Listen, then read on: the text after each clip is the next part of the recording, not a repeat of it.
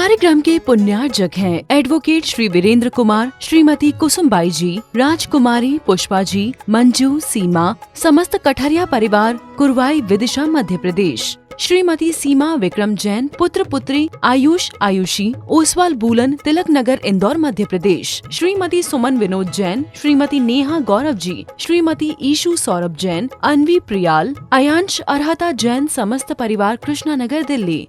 श्रीमती मान देवी, पवन कुमार, पुष्पा गोधा, कमल शशि, महावीर सरिता, संजय, अंशुल, पूजा, राहुल, अदिति, ऋषभ, अतिवीर, आश्वी, जिंतांश, आरोही, अरहम, गोधा परिवार, विजयनगर, गुलाबपुरा, राज्यास वाले, राजस्थान। बोलिए पंच परमेष्टि भगवान की, भगवान महावीर स्वामी की, अहिंसा परमो धर्म की, परम पूज्य आचार्य गुरुवर श्री विद्यासागर जी महाराज की, परम पूज्य आचार्य श्री समय सागर जी महाराज की, परम पूज्य सुंदर सागर जी महाराज की। हम अपने जीवन को कैसे बेहतर बनाएं, इस बात पर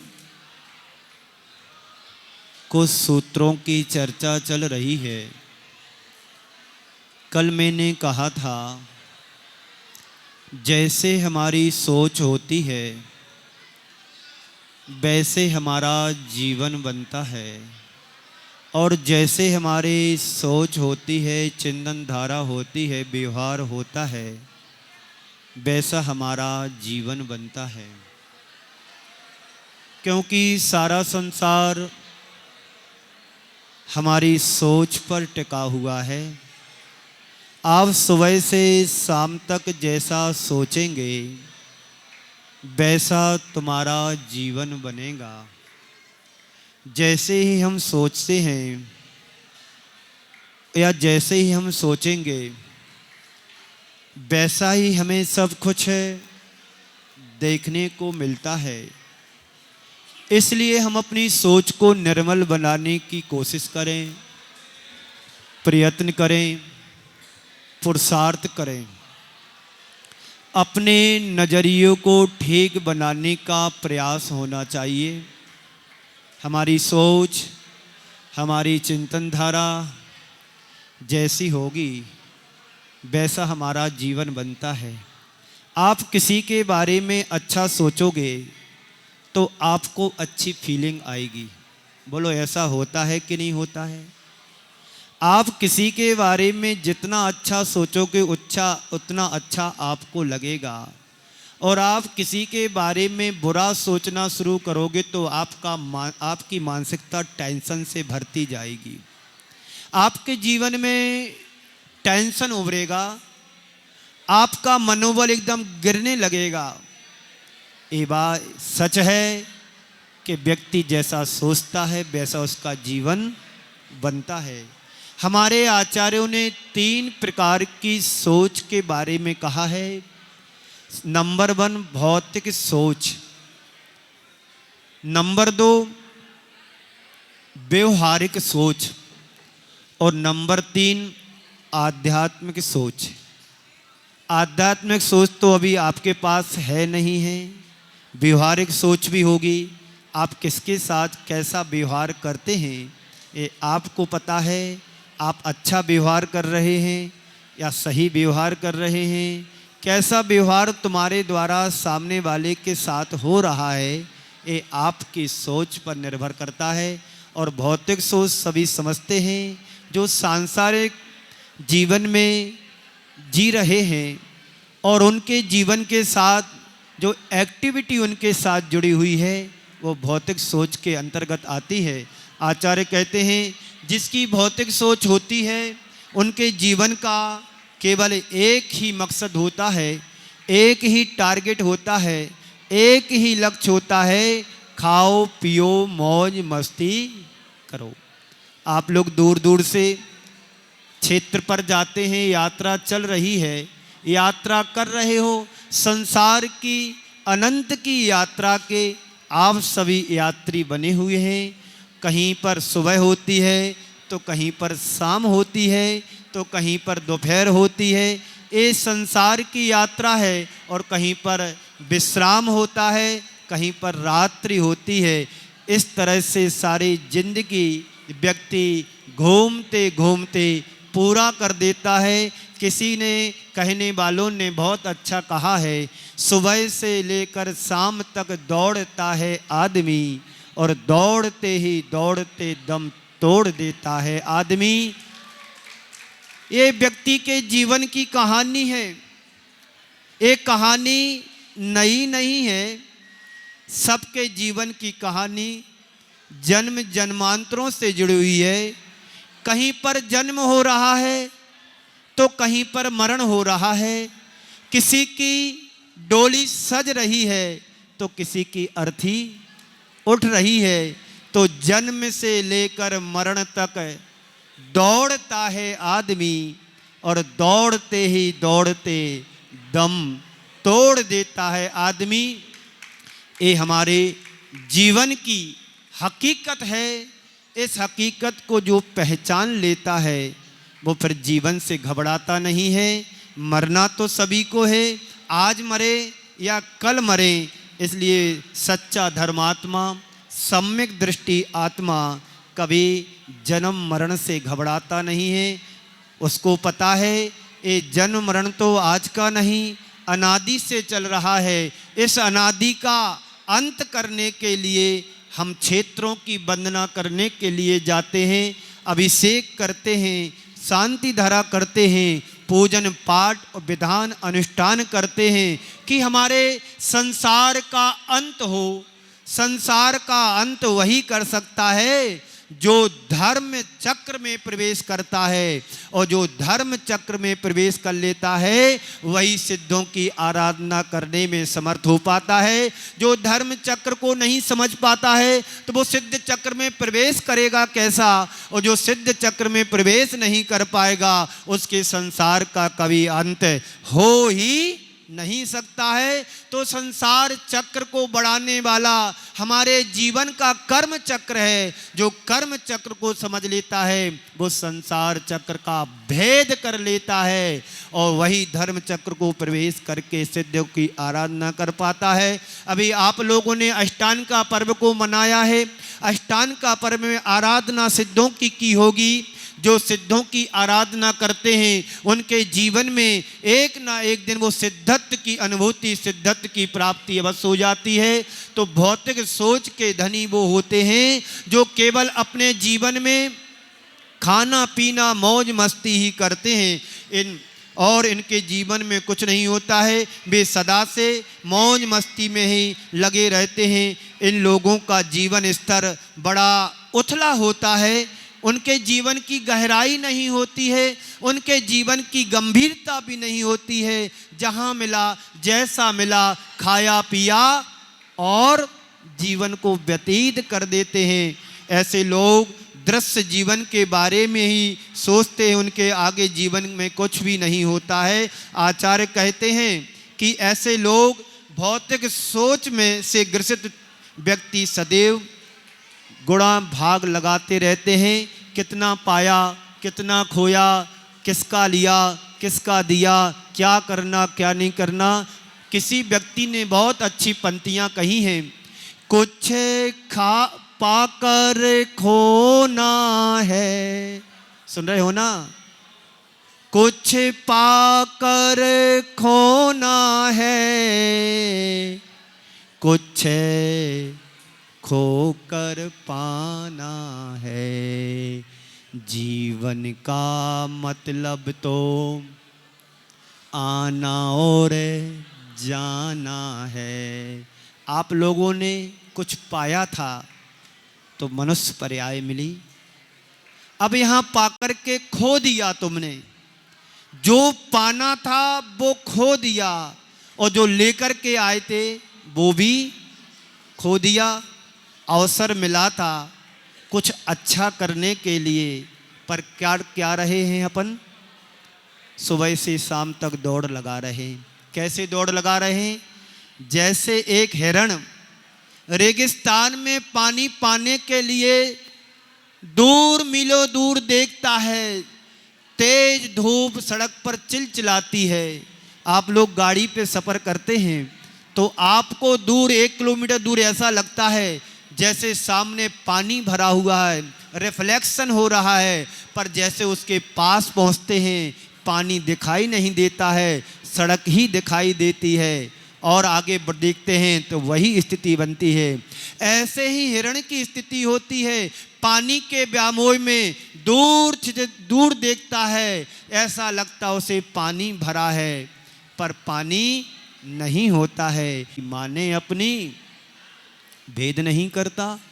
यही संसार के प्रत्येक प्राणी की रीत है, पर वस्तु को अपना मान करके दुखी हो रहा है, और जो अपना है उसे अपना पता नहीं होने के कारण सब अपने अवसर को खो रहे हैं। अपना क्या है? अपना तो शरीर भी नहीं है, तन धन को साथी समझाता पर ये भी छोड़ चले जाते। भौतिक सोच के धनी है, आध्यात्मिक सोच के जिस दिन तुम धनी बनोगे तुम्हारे जीवन की काया कल्प हो जाएगी। आप चाहते हो अपने जीवन का कल्याण करना चाहते, हर व्यक्ति चाहता है कि मेरे जीवन का कल्याण हो, पर कल्याण के मार्ग पर विरले लोग ही चल पाते हैं। उन विरले लोगों में यहाँ जितने बैठे कम से कम 10% तो होंगे कि हमारी आत्मा का कल्याण हो, क्योंकि हमने जो जीवन पाया है इस जीवन की कितनी दुर्लभता को पार करके पर्वतों को चट्टानों को चीर करके जैसे नदी एक समुद्र में जाकर के अपने रूप को विराट रूप धारण कर लेती है, ऐसे ही नरक निगोद की यात्रा को पार करते करते मानव जीवन हमने पाया है।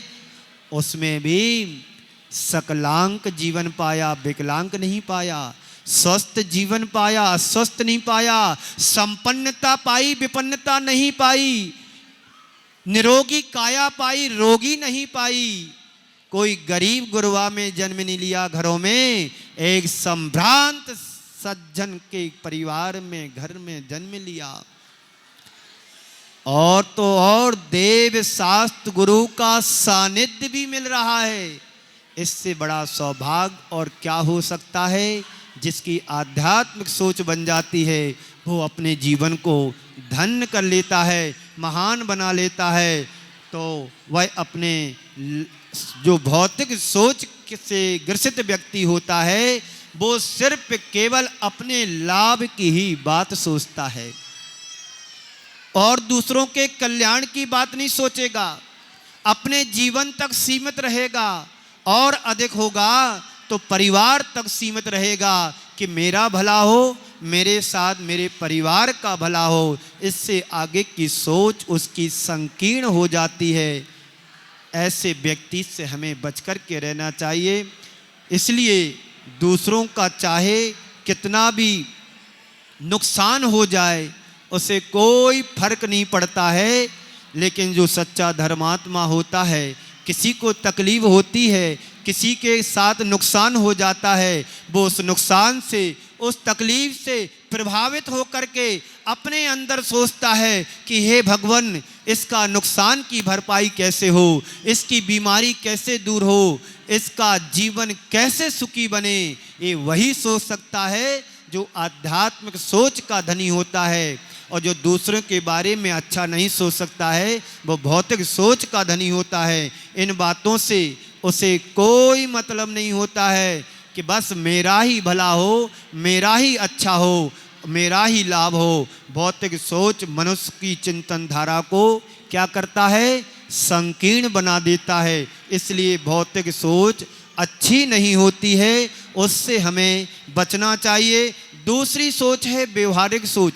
जिस व्यवहारिक सोच में आप सब जी रहे हैं, सुबह से शाम तक व्यवहार एक दूसरे के साथ करते हैं, परिवार के साथ करते हैं, अपने इष्ट मित्रों के साथ करते हैं। कैसा व्यवहार किसके साथ होना चाहिए? आप किसी को अच्छा कहोगे तो लोग तुम्हें बदले में अच्छा कहेंगे।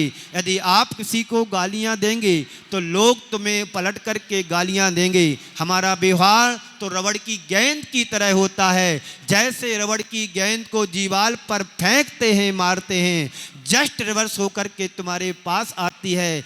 वैसे ही हमारा जीवन लौकिक व्यवहार होता है। जैसा व्यवहार हम किसी के साथ करते हैं, सामने वाला रिस्पॉन्स भी मुझे उसी तरह से देता है। आप अपने छोटे से बच्चों को देखो, जो गोद में दूध पीता हो, आप उसकी माँ उसको मुस्कान देती है तो वो छोटा सा बालक भी अभी कुछ नहीं जानता है, माँ के चेहरे को पढ़ना जानता है। माँ यदि किलकारी देती है तो वहाँ से शिशु भी किलकारी देने लगता है। माँ ने यदि आंख दिखा दी तो उसका भी चेहरा डाउन हो जाता है। ये क्या है? व्यवहार है। हम जैसा व्यवहार लोगों के साथ करेंगे वैसा व्यवहार तुम्हारे साथ होता है।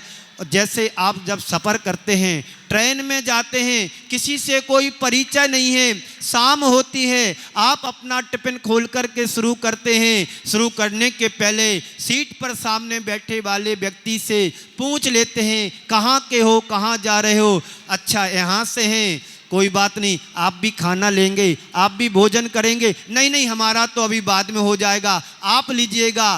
बातचीत होती है, बात बात में एक दूसरे से एड्रेस ले लेते हैं, एक दूसरे से नंबर ले लेते हैं, और वो पहचान ऐसी बन जाती है कि वो तुम्हारी पहचान बाद में भूलते नहीं है।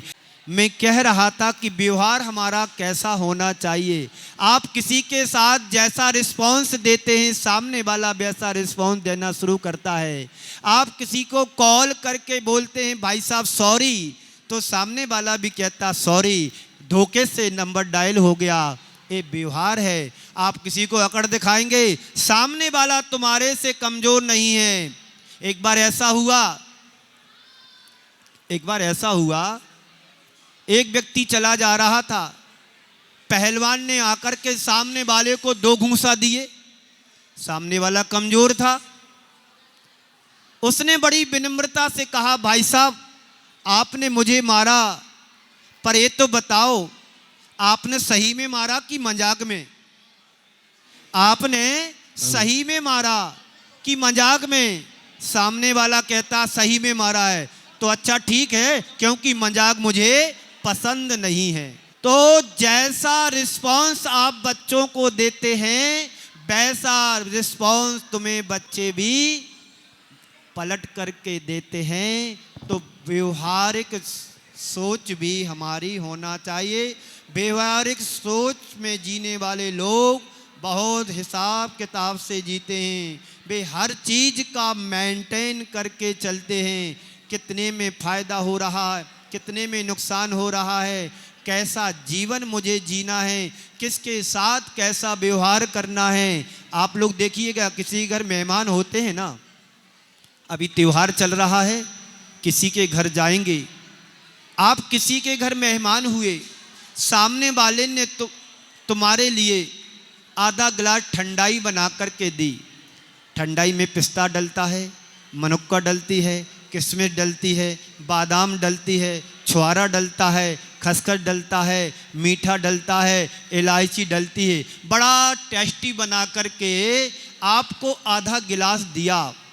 व्यक्ति की 2 तरह की सोच होती है, 2 तरह की प्रतिक्रिया करता है। इस कार्यक्रम के पुण्यार्जक थे एडवोकेट श्री वीरेंद्र कुमार, श्रीमती कुसुमबाई जी, राजकुमारी पुष्पा जी, मंजू, सीमा, समस्त कठरिया परिवार, कुरवाई विदिशा मध्य प्रदेश। श्रीमती सीमा विक्रम जैन, पुत्र पुत्री आयुष आयुषी, ओसवाल बूलन, तिलक नगर, इंदौर मध्य प्रदेश। श्रीमती सुमन विनोद जैन, श्रीमती नेहा गौरव जी, श्रीमती ईशु सौरभ जैन, अनवी प्रियाल, अयांश अरहता जैन, समस्त परिवार, कृष्णा नगर, दिल्ली।